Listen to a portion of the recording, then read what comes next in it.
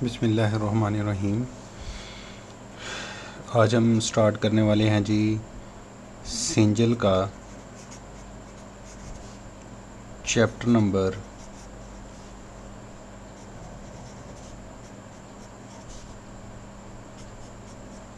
10। उसका टाइटल है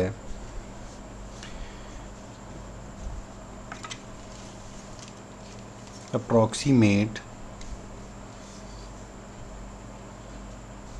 उसका टाइटल है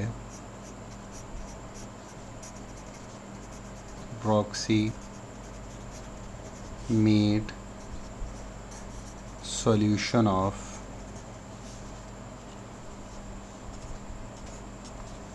नेवियर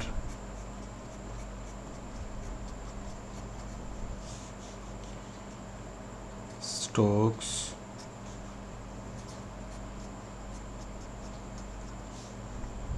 इक्वेशन।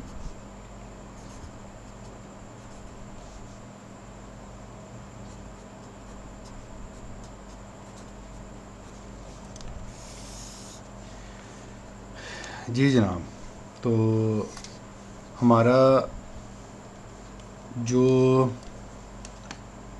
चैप्टर का टाइटल है वो क्या है? Approximate solution of Navier Stokes equation. तो सबसे पहले हमने लास्ट लेक्चर में 9th चैप्टर के लास्ट में जो हम लोगों ने नेवियर स्टोक्स इक्वेशंस ड्राइव की थी वो 3 एक्सिस में कुछ इस तरीके से थी। हम इनको लिख लेते हैं।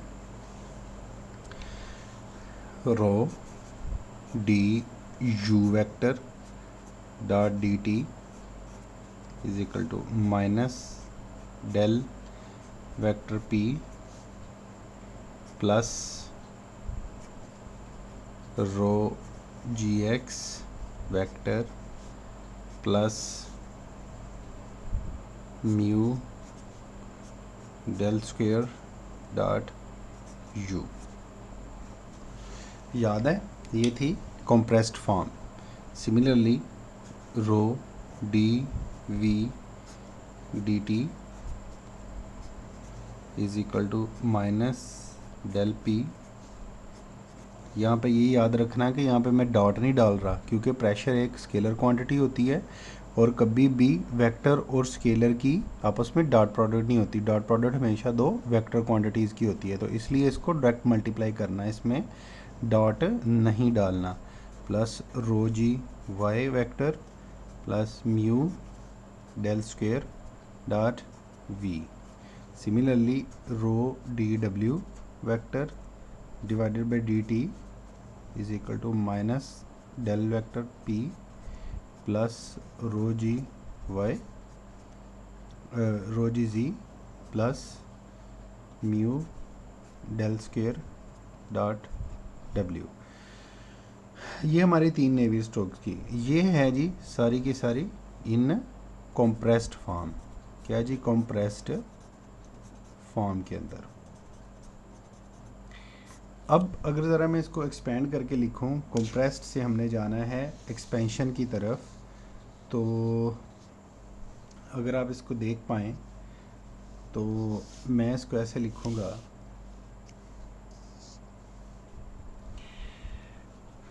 रो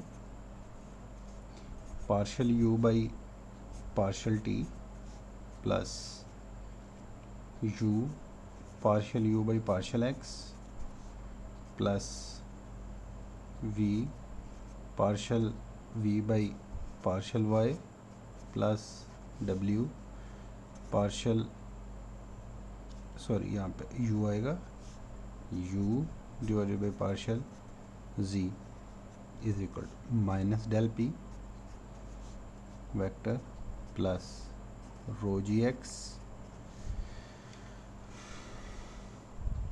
plus mu partial square u by partial X square plus partial square u by partial Y square plus partial square u by partial z square. ठीक है जी, ये हमारी x कोऑर्डिनेट में हो गई।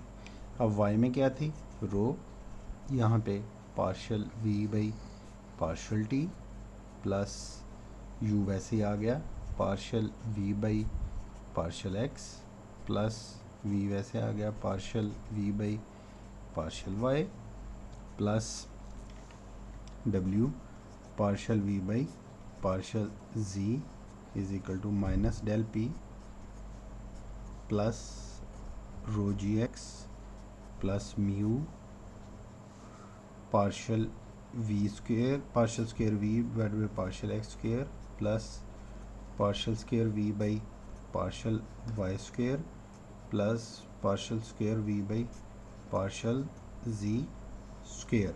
Similarly in z axis.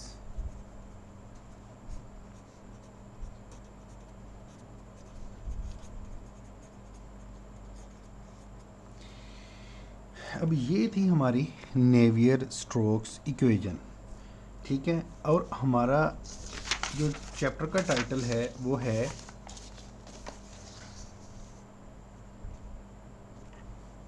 Approximate solution of Navier stock equation. अब यहाँ पे एक क्वेश्चन है, ये वर्ड आ रहा है जी सॉल्यूशन, ठीक है, उसके पीछे है अप्रॉक्सीमेट। तो भाई सबसे पहले हमें ये पता होना चाहिए कि why we want to take approximate solution. सबसे पहले हमें ये पता होना चाहिए कि जो सॉल्यूशन हैं वो होते कितनी टाइप्स के हैं। तो हमारे पास जो सॉल्यूशन होते हैं बेटा वो दो टाइप्स के होते हैं। Solutions are two types, one is exact solution and second is approximate or numerical।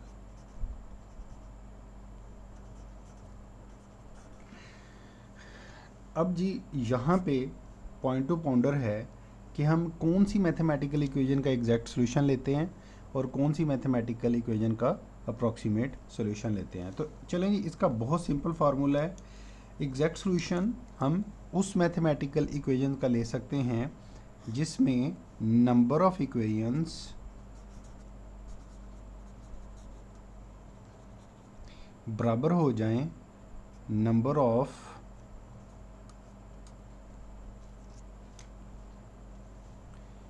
Unknowns के।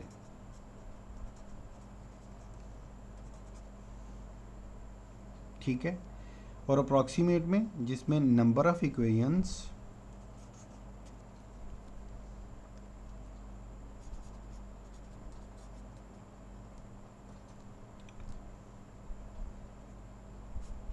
बराबर ना हो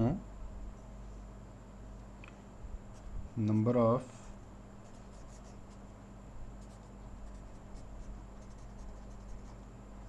अननोन के।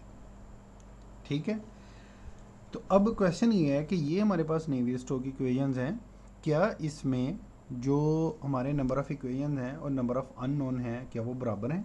चलें जी, हम पहले एक्स एक्सिस में देखते हैं। यहाँ पे अगर आप देख सकें तो ये हमारी Navier stock equation in x direction में है। यहाँ पे आप देखें कि कितने अननोन है। पहले नंबर पे p 1,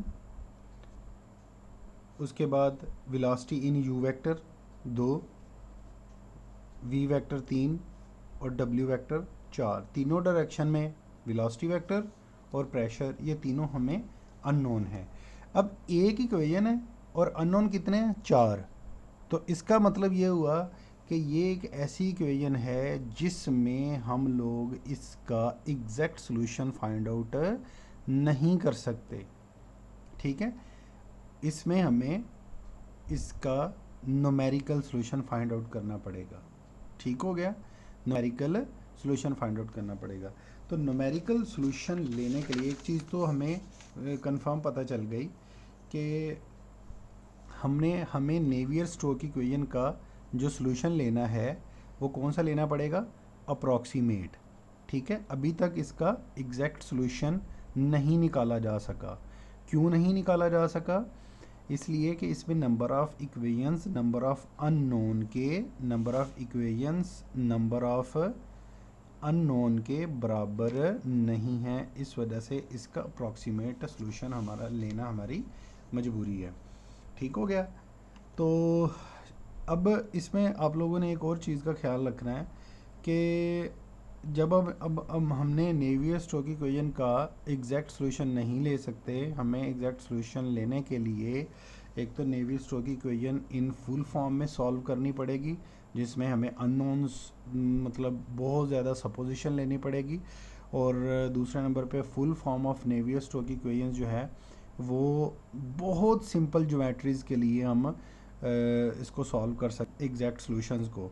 ठीक है, लेकिन स्टिल उसमें भी इतनी ज़्यादा अजम्पशंस ली जाती हैं कि वो भी मतलब एग्जैक्ट सॉल्यूशन बस नाम का ही एग्जैक्ट सॉल्यूशन होता है, लेकिन इसका जो मोटा सा प्रिंसिपल मैंने बताया कि number of equation number of unknown के बराबर नहीं है, तो हम उसका एग्जैक्ट सॉल्यूशन नहीं ले सकते।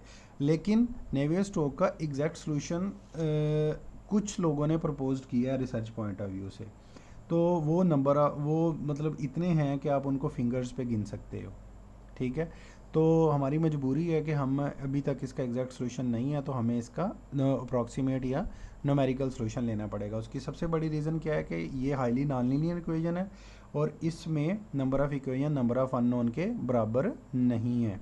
ठीक हो गया। अच्छा, अब हम इसमें ये कह सकते हैं कि ये नेवियर स्टोक्स इक्वेशन, हाँ या रिकॉल करें, ये नेवियर स्टोक्स इक्वेशन किस कंजर्वेशन लॉ को अप्लाई करके बनाई गई थी? Conservation of momentum. Very good, शाबाश। और ये इक्वेशन फाइनली हमें क्या चीज़ कैलकुलेट करके देंगी? ये हमें फ्लूइड की वेलोसिटी कैलकुलेट करके हमें देंगी। ठीक है जी, चलें उससे इसका मतलब ये हुआ कि हमने अब न्यूमेरिकल अपना अप्रॉक्सीमेट सॉल्यूशन लेना है नेवियर स्टोक्स इक्वेशन का। तो उससे पहले मतलब अगर मैं आपको ये बता पाऊँ कि हमारे पास जो इक्वेशन ऑफ मोशन होती हैं, इक्वेशन ऑफ, मैंने पहले लेक्चर में बताया था इक्वेशन ऑफ मोशन वो कौन सी होती हैं फ्लूइड्स की? Number 1 continuity, number 2 Navier Stokes equation.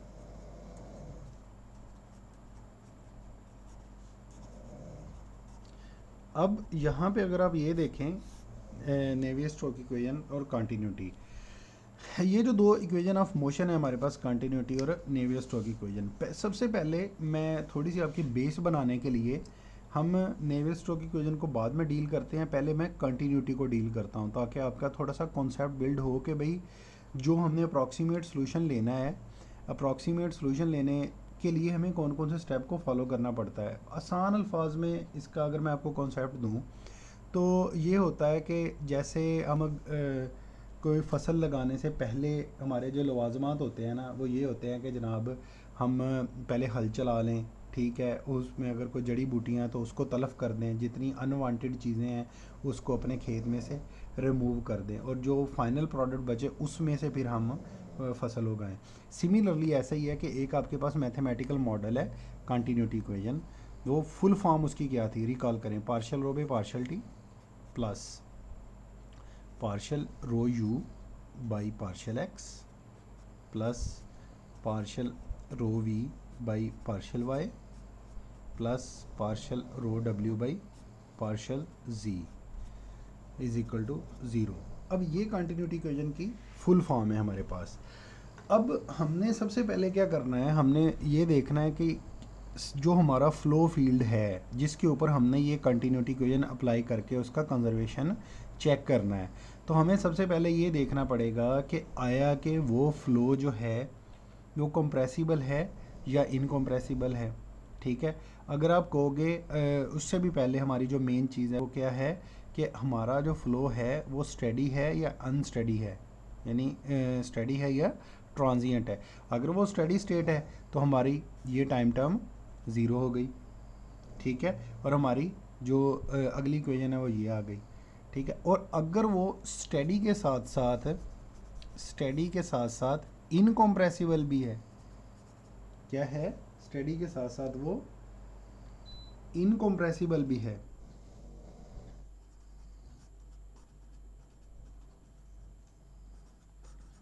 Steady के साथ साथ वो इनकम्प्रेसिबल भी है, तो फिर क्या होगा, फिर ये डेंसिटी भी बाहर आ जाएगी, rho partial you by partial x plus partial we by partial Y plus partial W by partial ji is equal to zero. तो ये डेंसिटी किसी भी फ्लूइड की कांस्टेंट होती है, ये इधर जाके डिवाइड होगी तो समथिंग डिवाइडेड बाय ज़ीरो, तो इसका आंसर आ गया जी ज़ीरो।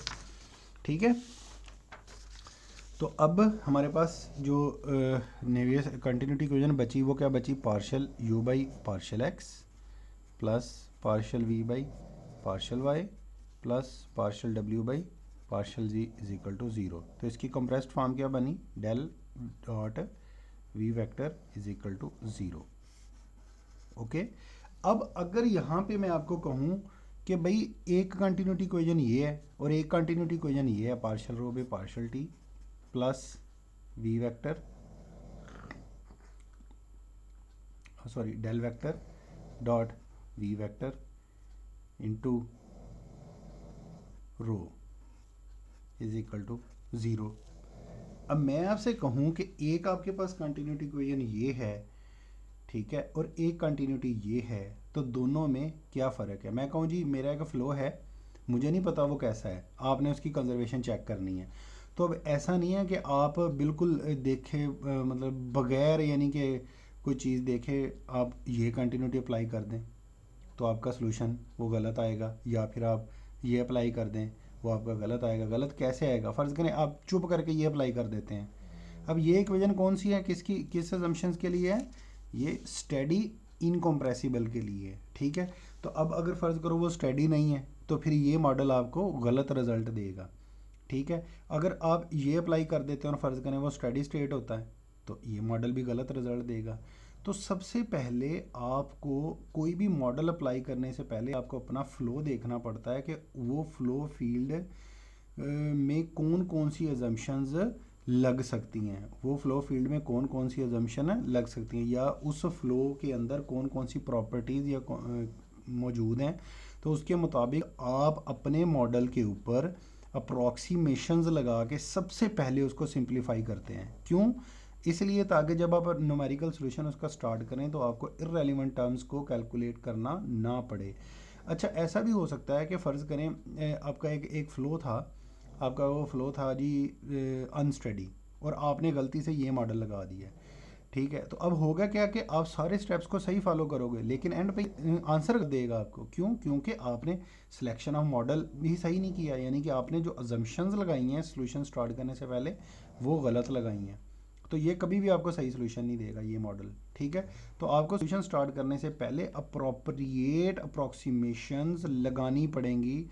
अप्रोप्रिएट अप्रॉक्सीमेशन कैसे पता चलता है, फ्लो फील्ड को देख के, आया कि वो फ्लो फील्ड जो है वो स्टेडी है, आया कि वो इनकम्प्रेसिबल है, टर्बुलेंट है, ट्रांजिएंट है, न्यूटोनियन है, नॉन न्यूटोनियन है। ये सारी की सारी एजम्पशंस हम लगाते हैं। लगाने के बाद हम अपना मॉडल सेलेक्ट करते हैं, मॉडल सेलेक्ट करने के बाद देन हम उसका अप्रॉक्सीमेट सॉल्यूशन स्टार्ट करते हैं। तो ये तो थी कंटिन्यूटी इक्वेशन के बारे में। ठीक है, सिमिलरली जब हम बात करते हैं ना अपने इस कंजर्वेशन ऑफ मोमेंटम वाले मॉडल की, नेवियर स्टोक इक्वेशन के मॉडल की, सिमिलरली हमें इस चीज़ का भी न्यूमेरिकल सॉल्यूशन लेना है। तो न्यूमेरिकल सॉल्यूशन लेने के से पहले मैं कहता हूँ कि यार ये फुल फॉर्म है, ये फुल फॉर्म है मोमेंटम इक्वेशंस की। तो आया कि क्या मैं इस फुल फॉर्म को अप्लाई करूँगा या सबसे पहले मैं इसके ऊपर डिपेंडिंग अपॉन द फ्लो मैं इसके ऊपर कुछ अजम्पशंस अप्लाई करूँगा।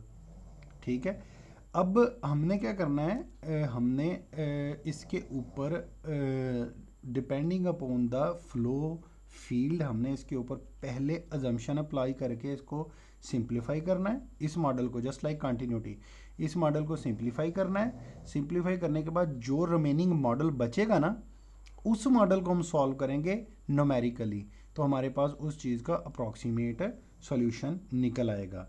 ठीक हो गया जी। अच्छा, अब आप देखें कि अगर मैं आपको बता पाऊँ कि हम इसके ऊपर जो कॉमनली यूज़ होने वाली जो अप्रॉक्सीमेशंस हैं नेवियर-स्टोक्स इक्वेशंस पे वो कौन कौन सी होती हैं।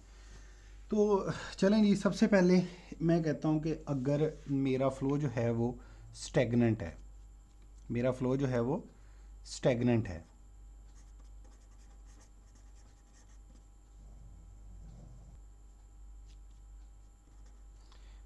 या स्टैटिक है। स्टैटिक और स्टैगनेंट में फ़र्क है। ठीक है, आमतौर पे जो स्टैगनेंट फ्लूइड होता है उसी चीज़ को हम डायनामिक फ्लूइड के अंदर स्टैटिक भी कंसिडर कर लेते हैं। एक चीज़ है स्टैटिक कि अगर वो ग्लास ऑफ वाटर के अंदर है। स्टैटिक से मुराद होता है ऐसा फ्लूइड जिसके पास कोई हेड मौजूद ना हो। ठीक है, मतलब हेड से मुराद के उसके पास हाई लेवल ऑफ एनर्जी ना हो, वो अपनी जगह पे ही मूव करता रहे, यहाँ पे वो होता है स्टैटिक फ्लूइड। मतलब जिसके पास कोई हेड ना हो। हेड कैसे, मतलब अगर ये कंटेनर हाई हाइट पे है और ये कंटेनर लोअर पे है तो ऑटोमेटिकली ऊपर वाली हाइट से नीचे वाली हाइट से या मतलब पानी मूव करेगा और इस पाइप के अंदर जो पानी होगा वो होगा आपके पास डायनामिक। ठीक है, होगा डायनामिक। ठीक है, लेकिन इस कंटेनर के अंदर जो हम फ्लूइड को लेंगे वो होगा स्टैटिक फ्लूइड। ठीक है, और अगर अगर मैं ये कहूँ कि ये मेरा फ्लूइड है, ये मेरा फ्लूइड है, यहाँ से मैंने सुराख कर दिया और पानी यहाँ से बाहर गिरना शुरू हो गया। ठीक है, तो फिर क्या होगा, फिर यहाँ से बाहर गिर, अब देखें यहाँ से ये पानी बिल्कुल स्टेडीली नीचे आ रहा है। क्या हो रहा है, स्टेडीली नीचे आ रहा है। इसके जो पार्टिकल्स हैं ना वो अपनी जगह पे स्टेगनेंट हैं, मतलब उनमें कोई वाज़े चेंजेस नहीं आ रही। ये नहीं है कि जैसे ऊपर से नीचे ये मूव कर रहा है, ये बिल्कुल वर्टिकल हाइट में अपनी स्टेगनेंट स्टेडी स्टेट में, मतलब आहिस्ता आहिस्ता आहिस्ता आहिस्ता वो नीचे आ रहे हैं। तो ये जो रीजन होता है ना, ये वाला जो रीजन होता है, इस रीजन को हम डायनामिक है, तो ये डायनामिक, लेकिन जब हम इसको अप्रॉक्सीमेट लगाएंगे इस रीजन को जब सॉल्व करेंगे तो हम इसको स्टेगनेंट कंसिडर करते हैं, यानी कि स्टैटिक कंसिडर करते हैं। ठीक है, दूसरी कौन सी अप्रॉक्सीमेशन है, वो है क्रीपिंग फ्लो। क्रीपिंग फ्लो का मतलब ये होता है, ये मैं जब टॉपिक पढ़ाऊंगा आपको बताऊंगा कि ये क्रीपिंग फ्लो क्या होता है। क्रीपिंग फ्लो का मतलब होता है जब रेनॉल्ड नंबर आपका वेरी वेरी लेस देन 1 हो जाए। ये मैं बताऊंगा, पहले रेनॉल्ड नंबर समझाऊंगा फिर उसके बाद आगे चलेंगे। तीसरी अप्रॉक्सीमेशन कौन सी हो सकती है, पोटेंशियल फ्लोज।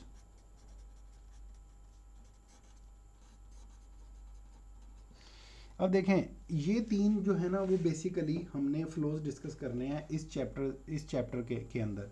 हमने कहना जी अगर हमारा फ्लो स्टैटिक है तो फिर हमारी जो कंजर्वेशन ऑफ मोमेंटम या नेवियर-स्टोक्स इक्वेशन है वो किस फॉर्म में सॉल्व होगी।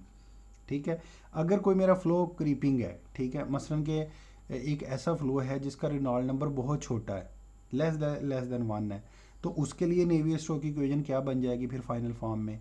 और मैं कहता हूँ कि अगर मेरा कोई फ्लो पोटेंशियल है, ठीक है, तो उसके लिए मेरी कंटिन्यू अपना कंजर्वेशन इक्वेशन या नेवियर-स्टोक्स इक्वेशन मेरी क्या बन जाएगी। ठीक है, तो उस चीज़ को हमने सॉल्व करना है। अच्छा जी, अब अगर मैं आपको किताब दिखा पाऊँ, अगर आप देखें हम इस चीज़ को थोड़ा सा देखते हैं कि जी अगर अगर मैं आपको किताब दिखा पाऊँ तो ये देखिएगा। हाँ जी, इसका टाइटल क्या है जी, approximate solution of the Navier Stokes equation. ठीक है, इसको मैं थोड़ा सा पढ़ के सुनाता हूँ आपको ताकि आपकी वो एक बेस क्लियर हो जाए। कहता in this chapter we look at several approximations that eliminate the terms, reducing the Navier-Stokes equation to simplified form that is more easily solvable। हमने क्या करना है, नेवियर-स्टोक्स इक्वेशन के ऊपर अप्रॉक्सीमेशंस लगानी है, जैसे मैंने कंटिन्यूटी को लगा के आपको सॉल्व करके दिखाया था। ठीक है, जैसे यहाँ पे अगर आप देख पाओ जैसे ये हमारी कंटिन्यूटी इक्वेशन थी, ठीक है, ये हमारी full form of continuity equation थी, इसको मैंने सिंप्लीफाई करके इस फॉर्म में ले आया, ठीक है, ये आप देख सकते हो, ठीक है। सिमिलरली हमने इसके अंदर भी क्या करना है, सिमिलरली हमने इसके अंदर भी अप्रॉक्सीमेशन लगानी है ताकि हम उसको इजीली सॉल्व कर सकें। समटाइम दीज अप्रॉक्सीमेशन और approximate in a whole flow field, but in most cases, यहाँ पे मोस्ट बहुत ज़्यादा इंपॉर्टेंट है, कहता है कि कुछ मतलब बहुत ज़्यादा मतलब 100 में से 99 केसेस जो हैं they are approximate only in certain region of flow field, ठीक है। We first consider creeping flow where Reynold number is so low that the viscous term dominate the inertial term, ठीक है। ये जब मैं आपको क्रीपिंग फ्लो बताऊंगा तो फिर मैं आपको रेनॉल्ड नंबर में इनर्शियल और ये विस्कस टर्म के बारे में पहले फिजिकली समझाऊंगा, देन उसके बाद हम इसको डिस्कस करेंगे। बस अभी आप ये देख लें कि क्रीपिंग फ्लो का कोई वर्ड आने वाला आगे। Following that, we look at two approximations that are appropriate in a region of flow away from wall and wakes, ठीक है, in viscid flow and irrotational flow। अच्छा चले मैं थोड़ा सा बता ही देता हूँ ताकि आपकी ना एक थोड़ी सी वो बेस बन जाए। इधर ज़रा देखिएगा, ये हमने जो अभी कहा था कि हमारा फ्लो स्टैटिक है और क्रीपिंग फ्लो है और पोटेंशियल फ्लो है, ठीक है। अब क्रीपिंग फ्लो में हमारा रेनॉल्ड नंबर बहुत कम होता है, ठीक है। ये आम तौर पे जो हमारा क्रीपिंग फ्लो है इसमें रेनॉल्ड नंबर बहुत कम है। रेनॉल्ड नंबर का ताल्लुक होता है फ्लो की वेलोसिटी के साथ। किसके साथ? वेलोसिटी के साथ। अगर कोई फ्लो है उसका रेनॉल्ड नंबर बहुत कम है, इट मीन्स कि उसकी वेलोसिटी कम है, ठीक है। क्योंकि रेनॉल्ड नंबर का हमारे पास जो फार्मूला होता है वो होता है रो, रेनॉल्ड नंबर किसके बराबर हुआ? Rho V D over mu. What is this mu? This is a dynamic viscosity. यहाँ पे देखें विस्कोसिटी की दो टाइप्स होती हैं, दो टाइप्स। नंबर 1 किनेमैटिक,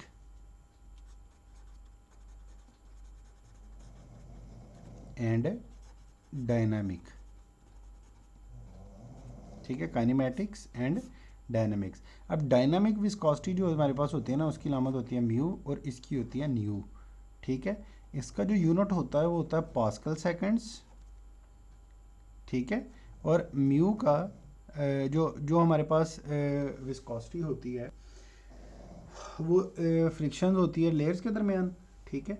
अगर इन दोनों में फ़र्क क्या है? इन दोनों में फ़र्क ये होता है कि अगर मैं फ्रिक्शन लेयर ले रहा हूँ by considering the density of the fluid, ठीक है, तो वो मेरे पास होती है डायनामिक विस्कोसिटी।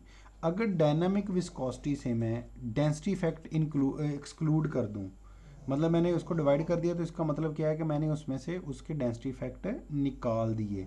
तो डेंसिटी इफेक्ट हम कब निकालते हैं? जब हमारा फ्लो इनकम्प्रेसिबल होता है। तो इनकम्प्रेसिबल के लिए हम काइनेमेटिक विस्कोसिटी लेते हैं और कंप्रेसिबल फ्लूइड्स के लिए हम डायनामिक विस्कोसिटी लेते हैं। तो यहाँ पे रेनॉल्ड नंबर क्या है? रो वी डी ओवर म्यू। ये सर्कुलर पाइप के लिए मैंने लिखा फार्मूला। तो इसमें अगर आप देखें कि अगर सर्कुलर पाइप है मेरे पास कोई चैनल, ठीक है, तो उसमें उसका डाया भी कांस्टेंट है, गुजरने वाले फ्लो की डेंसिटी भी कांस्टेंट है और उसकी विस्कोसिटी भी कांस्टेंट है। तो अगर ये सारा कांस्टेंट है तो मेरा रेनॉल्ड नंबर किसके प्रोपोर्शनल हो गया? वेलोसिटी के। तो रेनॉल्ड नंबर का ताल्लुक इस चीज़ से के साथ होता है? वेलोसिटी के साथ। अब अगर मैं कह रहा हूँ कि किसी फ्लो की वेलोसिटी बहुत कम है तो उसका क्या मतलब है कि अगर उसकी वेलोसिटी कम है तो अगर उसकी वेलोसिटी कम है तो उसका रेनॉल्ड नंबर कम है, या उसका अगर रेनॉल्ड नंबर कम है तो उसकी वेलोसिटी कम है। तो उसमें हो क्या रहा है? उसमें ये हो रहा है कि जो उसकी विस्कस टर्म्स है ना, ठीक है, विस्कस टर्म्स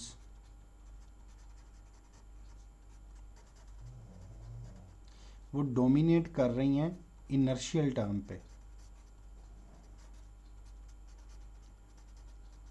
ठीक है। अब क्वेश्चन ये है कि विस्कस टर्म कौन सी हुई और इनर्शियल टर्म कौन सी हुई? तो इसका बड़ा सिंपल आंसर है कि ये हमारी नेवियर-स्टोक्स की क्वेश्चन है। इसमें देखें, अगर मैं आपको देखूं तो ये सिंपली ये एम ए वाली टर्म है, ठीक है, और ये वाली सिग्मा एफ है। तो ये क्या हो गया हमारा, सारे का सारा सिग्मा एफ हो गया। याद है ना कि ये वेलोसिटी कहाँ से निकली थी, अगर रिकॉल करो, ये वेलोसिटी निकली थी जब हमने यहाँ पे स्ट्रेस को सॉल्व किया था। तो स्ट्रेस को जब हमने स्ट्रेस मैट्रिक्स को सॉल्व किया था तो ये चीज़ उसमें से फाइनली ड्राइव हुई थी। तो ये सारी की सारी हमारे पास सिग्मा एफ है और ये क्या है हमारे पास है एम में है। तो अब इनर्शिया का ताल्लुक होता है मास से, ठीक है, इनर्शिया का ताल्लुक होता है मास से। तो ये हमारे पास हो गया एम में, ठीक है। अब एम में क्या है, अगर मैं इसको डिफाइन करूं, ये हो गया मूविंग मास। एम में क्या हो गया, मूविंग मास।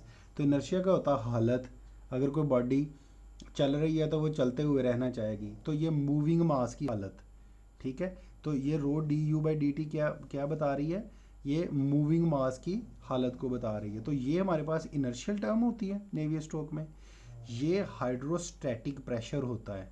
ये कौन सा प्रेशर होता है, हाइड्रोस्टैटिक प्रेशर होता है। मतलब अगर कोई फ्लो स्टैटिक है, स्टैटिक कंडीशन में है, या अगर वो स्टैग्नेंट है, तो स्टैग्नेंट मतलब कि अगर कोई फ्लो पाइप के अंदर जा रहा है, ठीक है, तो वो जितना वॉल्स के ऊपर प्रेशर लगा रहा है वो हमारा कौन सा होता है, हाइड्रोस्टैटिक प्रेशर। और ये हमारे पास ग्रेविटेशनल टर्म होती है। और व्हाट इज़ दिस, ठीक है, इसमें चूंकि विस्कोसिटी आ रही है तो ये हमारी कौन सी टर्म है, ये हमारी विस्कस टर्म है। ये कौन सी है, ये हमारी विस्कस टर्म है। तो इसका क्या मतलब हुआ, ये विस्कस टर्म्स होंगी नेवियर स्टोक्स इक्वेशन में, ठीक है, और ये इनर्शियल टर्म्स होंगी। इनर्शियल मतलब हालत, मूविंग मास। अगर मैं कहता हूँ कि यार अगर कोई किसी कोई बॉडी है वो इनर्शियल लेस है, ठीक है, या अगर मैं कहता हूँ कि यार अगर किसी कोई ऐसा फ्लो है जिसमें इनर्शिया है ही नहीं है, ठीक है, तो हम उसमें क्या कहते हैं कि उसकी हालत को कंसिडर ही नहीं करना चाह रहे, तो मैं ये टर्म्स को ज़ीरो कर दूंगा, ठीक हो गया। अच्छा इधर आ जाए जनाब। तो क्रीपिंग फ्लो में क्या होता है, क्रीपिंग फ्लो में हमारी जो विस्कस टर्म्स होती हैं वो इनर्शियल टर्म्स के ऊपर डोमिनेट कर रही होती हैं। भाई इनर्शियल टर्म से मुराद कोई चीज़, मतलब इनर्शिया में डायनामिक में तो हम ज़ाहिर बात है मोशन को लेंगे ना इनर्शियल। तो अगर उसकी रेजिस्टेंस ज़्यादा है और उसकी मोशन कम है, तो हम यही तो बात कर रहे हैं। क्रीपिंग फ्लो में क्या होता है कि भाई उसकी वेलोसिटी बहुत कम है, मतलब वो बहुत आहिस्ता है, अगर आहिस्ता चल रहा है तो उसकी रेजिस्टेंस ज़्यादा है, मोशन कम है। तो ये होगी हमारी creeping flow. Similarly potential flows में क्या होता है, पोटेंशियल फ्लो में इसके अपोजिट होता है कि अगर इनर्शिया डोमिनेट करें विस्कस टर्म्स के ऊपर, कि अगर फ्लो नॉर्मल वेलोसिटी के साथ चल रहा है, उसमें विस्कोसिटी या रेजिस्टेंस लेयर के दरम्यान बहुत कम है और वो नॉर्मल वेलोसिटी के साथ चलता जा रहा है। समय लग गई। तो अब आप देखें, अब आपको इस चीज़ की ज़्यादा समय लगेगी। कहता है we first consider creeping flow where the Reynold number is so low that the viscous term dominate the inertial term. Following that we look at two approximation that approximate in a region of flow away from wall and wakes inviscid and irrotational flow called the potential flow. These regions the opposite hold, the inertial terms dominate the viscous term. अब देखें अगर आप इस चीज़ को देखें कि अगर ये मेरा एक पाइप है, तो ये अगर बाउंड्रीज है और ये उसका सेंटर है, ठीक है, पाइप के सेंटर के अंदर क्या होता है कि फ्लो नॉर्मल वेलोसिटी के साथ चल रहा होता है, ठीक है।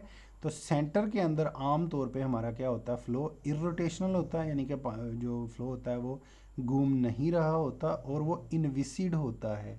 इनविसिड मतलब उसकी विस्कोसिटी चेंज नहीं हो रही, ठीक है, मतलब कि हम उसको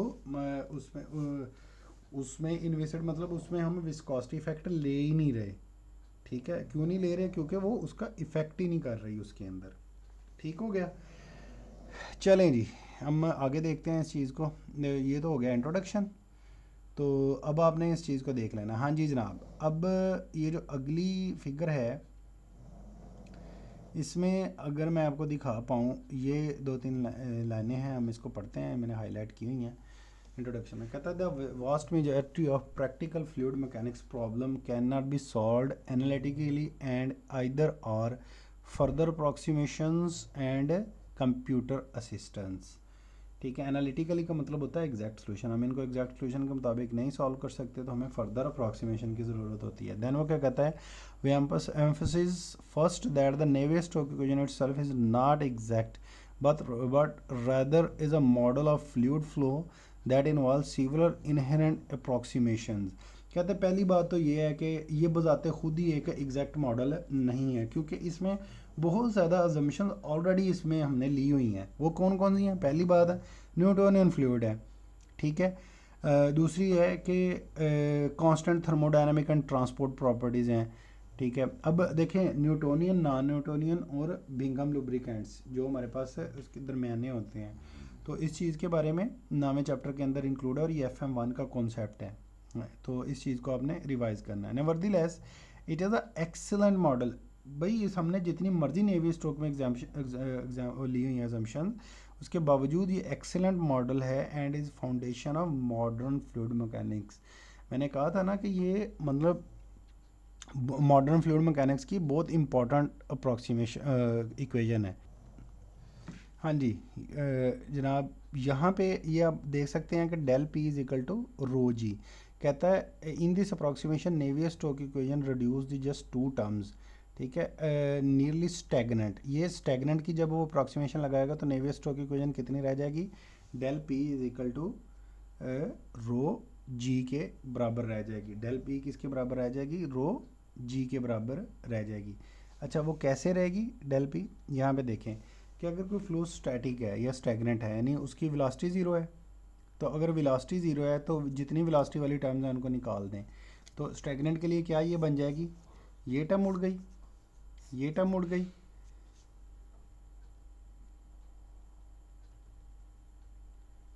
सॉरी, ठीक है। स्टैगनेंट के लिए जितनी वेलोसिटी की टर्म्स हैं दोनों उड़ जाएंगी। ये टर्म उड़ गई, ज़ीरो हो गई, और ये टर्म उड़ गई, ज़ीरो हो गई। तो ये दोनों क्या बच गया यहाँ पे? Rho ji x is equal to del p, ठीक है। तो ये हमारी स्टैगनेंट। अब देखें कितनी लंबी नेवियर स्ट्रोक थी, स्टैगनेंट के लिए कितनी रह गई? इतनी। अब है ये भी नेवियर स्ट्रोक है, ठीक है। ये कौन सी है? Navier stroke equation. और ये कौन सी है? ये भी नेवियर स्ट्रोक है, लेकिन ये फुल फॉर्म है, ये अप्रॉक्सीमेटेड फॉर्म है, ठीक है। तो वो कहता है कि del p is equal to rho g के बराबर आ गया यहाँ पे स्टैगनेंट के लिए। सिमिलरली जब मैं अगले टॉपिक पढ़ाऊँगा तो मैं आपको मज़ीद अप्रॉक्सीमेशन लगा के इसको रिड्यूस करके बताऊँगा। तो वीडियो लंबी हो रही है तो आप इस चीज़ को पढ़ लीजिएगा, ठीक है। यहाँ पे ये थोड़ी सी मैं आपको फिगर एक्सप्लेन करना चाह रहा हूँ, थोड़े से रीजन। हाँ जी ये देखिएगा एक मिनट, इस फिगर के अंदर देखें कि ये एक सप्लाई टैंक था, यहाँ से फ्लो स्टेडीली नीचे आ रहा है, तो ये हमारा स्टैगनेंट रीजन होगा या स्टैटिक रीजन होगा। यहाँ से पानी ऐसे स्ट्रीमलाइन हो रहा है, ठीक है। स्ट्रीमलाइन हो रहा है तो यहाँ पे फ्लो यहाँ पे कभी भी घूमेगा नहीं, वो सीधा स्ट्रेट लाइन में इसके अंदर जाएगा, ठीक है। और यहाँ पे चूँकि पाइप के अंदर जा रहा है तो पाइप की बाउंड्रीज के साथ एक boundary region, boundary layer develop होगी, ठीक है। बाउंड्री रीजन डेवलप होगा और उसके सेंटर में क्या होगा? पानी स्मूथ वेलोसिटी के साथ जाएगा, ठीक है। और जब वो निकलेगा तो यहाँ पे फुल फॉर्म होगा, यानी पानी घूमेगा भी, ठीक है, और पानी स्ट्रेट भी जाएगा, तो नेवियर फुल फॉर्म में होगी। यहाँ पे फिर दोबारा स्टैटिक रीजन आ जाएगा, ठीक है।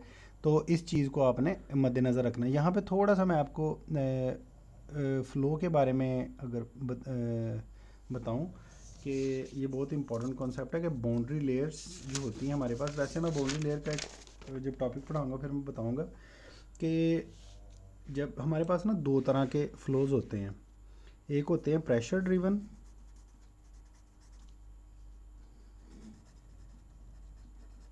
और एक होते हैं वेलोसिटी ड्रिवन।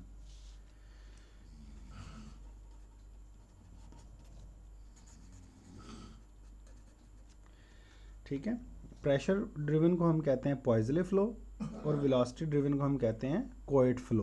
प्रेशर डिफरेंस का मतलब, प्रेशर ड्रिवन का मतलब ये हमारा पाइप फ्लो है, इधर P1 था इधर P2 था, P1 is greater than P2, तो प्रेशर डिफरेंस की वजह से पानी फ्लो कर रहा है, ठीक है। वेलोसिटी ड्रिवन क्या होता है कि ये एक प्लेट थी मेरी, एक ये प्लेट थी, दोनों के दरमियान फ्लूइड भरा हुआ है, ठीक है।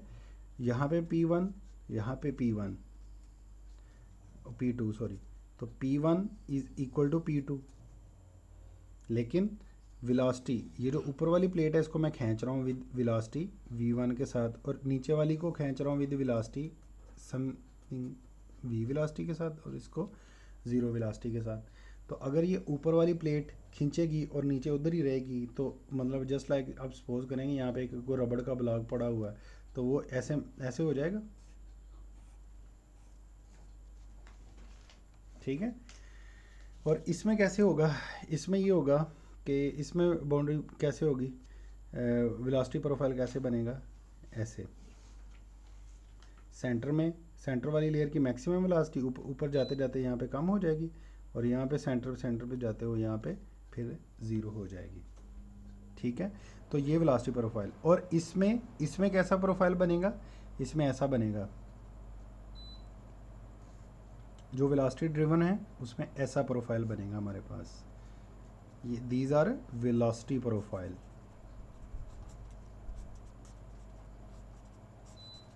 वेलोसिटी प्रोफाइल कैसे कि जो सबसे ऊपर वाली लेयर थी जो इस प्लेट के साथ जुड़ी हुई थी वो मैक्सिमम वेलोसिटी से मूव कर रही है, उससे छोटी वाली थोड़ी, उससे छोटी, और ये बिल्कुल ज़ीरो जो लेयर इसके साथ जुड़ी हुई है वो बिल्कुल ज़ीरो के साथ मूव कर रही है।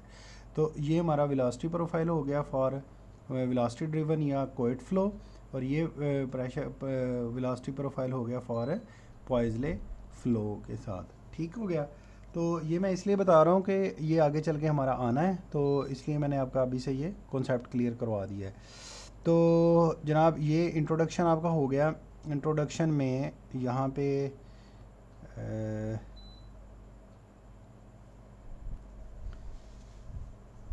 ठीक है जी। तो लॉन्ग स्टोरी शॉर्ट, अगला टॉपिक स्टार्ट हो गया जी, नॉन डायमेंशनलाइज इक्वेशन ऑफ मोशन। तो ये मैं अगले क्लिप में आपको समझाता हूँ। तो लॉन्ग स्टोरी शॉर्ट की हमने जो चीज़ें पढ़ी हैं उनमें नेवियर स्टोक की इक्वेशन थी, नेवियर स्टोक के ऊपर अप्रॉक्सीमेशन लगानी है, पहले सिंप्लीफाई करना है और देन हमने उसके ऊपर उसका सोल्यूशन लेना है। तो नेवियर स्टोक में जो टर्म्स थी उसमें एक हाइड्रोस्टैटिक प्रेशर था, ठीक है, और एक इनर्शियल टर्म थी, और एक विस्कस टर्म थी, और एक ग्रेविटेशनल टर्म्स थी। तो आई होप कि आप लोगों को भी इसके अंदर कोई कन्फ्यूजन नहीं रही होगी। चलें जी, अल्लाह हाफिज़, इंशाल्लाह ताला नेक्स्ट क्लिप में मुलाकात होती है।